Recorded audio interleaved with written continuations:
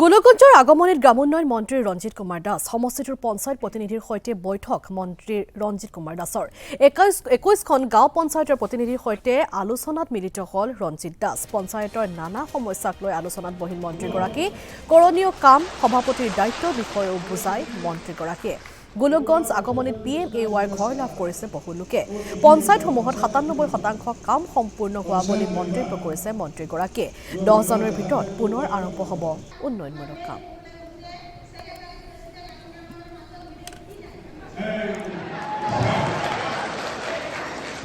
গোলকগঞ্জ বিধানসভা সমষ্টিৰ অন্তৰ্গত যিমানবোৰ আমাৰ নিৰ্বাচিত প্ৰতিনিধি সেয়া জিলা পৰিষদৰে হওক বা আমাৰ আঞ্চলিক পঞ্চায়তৰে হওক বা আমাৰ পঞ্চায়ত প্ৰেচিডেণ্টে হওক বা মেম্বাৰ এই সকলোকে মই লৈ আজি গোলকগঞ্জ সমষ্টি ভিত্তিক এখন এক্ৰছ দ্য পলিটিকেল লাইন আমি এখন সভা অনুষ্ঠিত কৰিছোঁ আৰু অকল সভাই নহয় এখন কৰ্মশালা টাইপৰ হৈছে তেওঁলোকৰ বিভিন্ন অভাৱ অভিযোগসমূহ প্ৰেচিডেণ্টে হওক বা মেম্বাৰ হওক পোনপটীয়াকৈ তেওঁলোকক প্ৰশ্ন উত্তৰ মই সোধাৰ সুযোগ দিছোঁ আৰু পঞ্চায়তত কৰণীয় যিমানখিনি কাম সচিবৰ কৰণীয় কামকে আদি কৰি পঞ্চায়তৰ সভাপতিসকলৰ যি দায়িত্ব কৰ্তব্য সম্পূৰ্ণ বিষয়ে আজি প্ৰথমবাৰৰ বাবে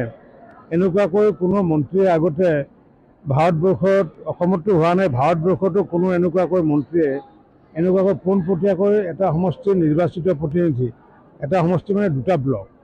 দুটা ব্লকৰ নিৰ্বাচিত প্ৰতিনিধিসকলৰ লগত এনেকুৱাকৈ অন্তৰংগ আলাপ কৰা নাই মই আজি অন্তৰংগ আলাপ কৰি তেওঁলোকে কৰণীয় কামসমূহ মই জনাই দিলোঁ